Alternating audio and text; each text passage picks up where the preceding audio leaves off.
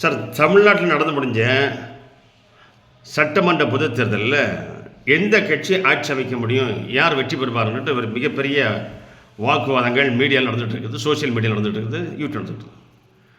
Sir, எப்படியும் இன்று ஆண்டு கொண்டிருக்கின்ற திராவிட முன்னேற்ற கழக ஆட்சி வரப்போவதில்லை.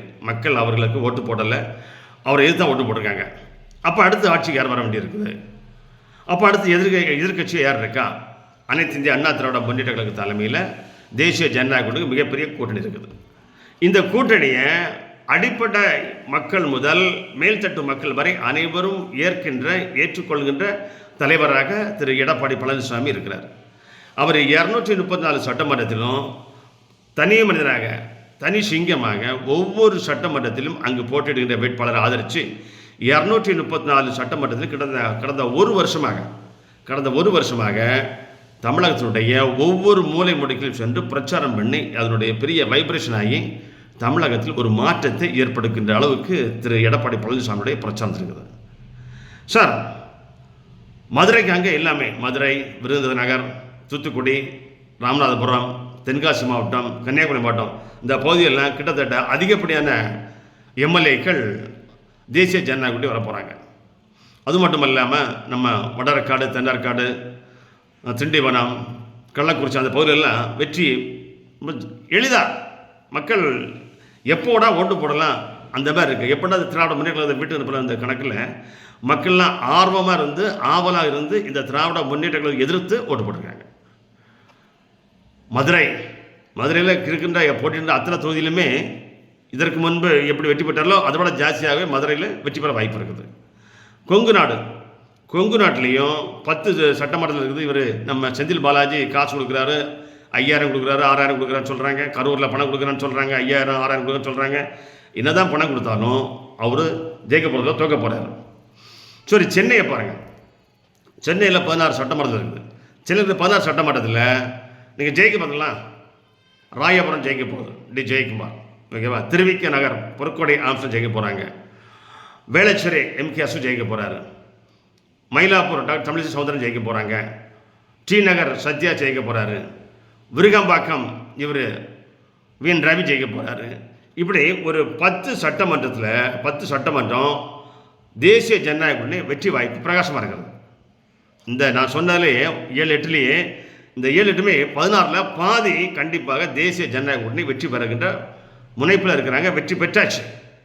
டிக்ளேர் தான் மே மாதம் 4ஆம் தேதி வரணும். ஆனால் கிட்டத்தட்ட 8 முதல் 10 சட்டமன்றத்தில் சென்னை தமிழக தலைநகரமான சென்னை சிட்டியில் தேசிய ஜனநாயக வெற்றி பெறும் சார். அது மட்டும் இல்லை, நம்முடைய கோவை, மதுரை எல்லா மாவட்டங்களிலும் தேசிய ஜனநாயக வெற்றி வாய்ப்பு பிரகாசமாக இருக்கு. அது மட்டுமல்ல, திரு எடப்பாடி எல்லா தொகுதியிலையும் பிரச்சாரம் பண்ணுறது மாதிரி பாரதியனுடைய முன்னாள் மாநில தலைவர் கே அண்ணாமலை IPS அவர்களும் கிட்டத்தட்ட எல்லா சட்டமன்ற தொகுதியினுடைய தேர்தல் பிரச்சாரம் செய்திருக்கிறார்.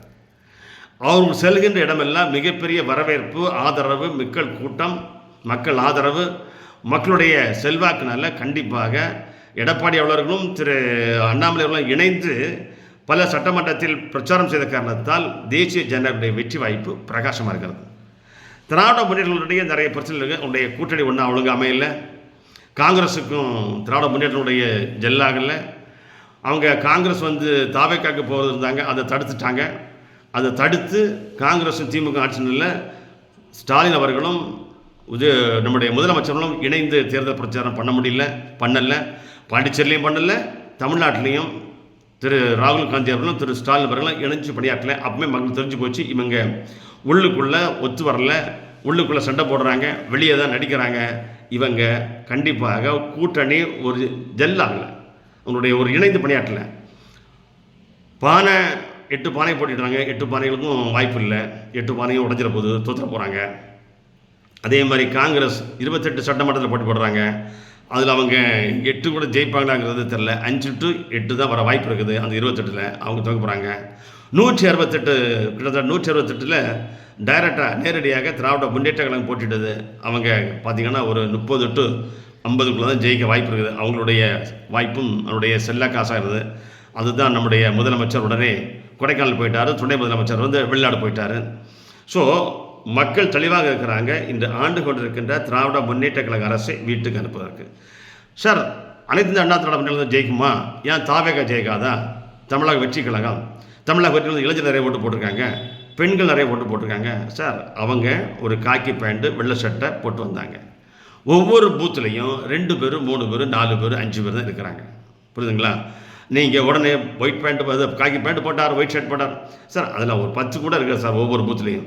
இவங்க எவ்வளோ பேர் ஜெயிக்க முடியும்?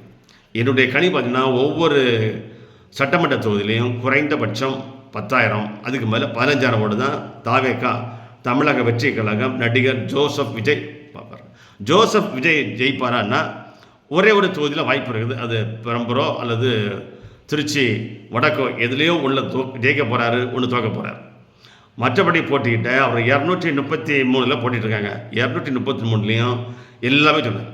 அர்ஜுனாவது தோக்க போகிறாரு, நிர்மல் குரல் தோக்க போகிறாரு, அந்த பிஷி ஆனந்த் தோக்க போகிறாரு.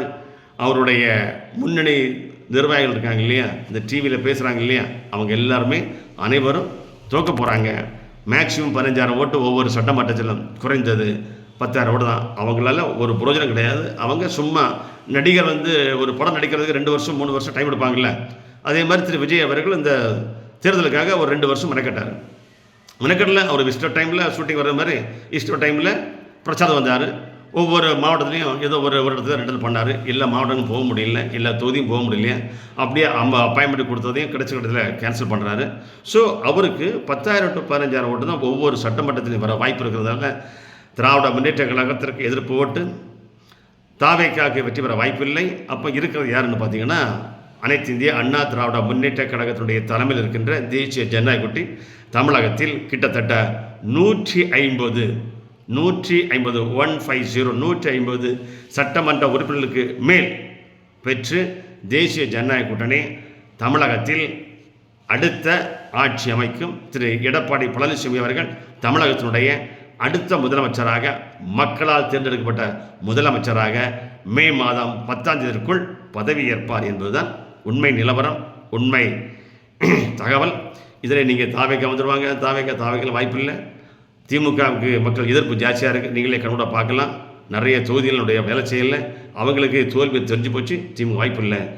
அண்ணா திராவிட முன்னேற்ற கழகம் என்டிஏ தேசிய ஜனநாயக கூட்டணி அடுத்த வருகின்ற சட்டமன்ற இந்த தேர்தலில் வெற்றி பெற்று ஆட்சி அமைக்கிறது. அடுத்த முதலமைச்சர் ஐயா எடப்பாடி பழனிசாமி, தேசிய ஜனநாயக கூட்டணி ஆட்சி.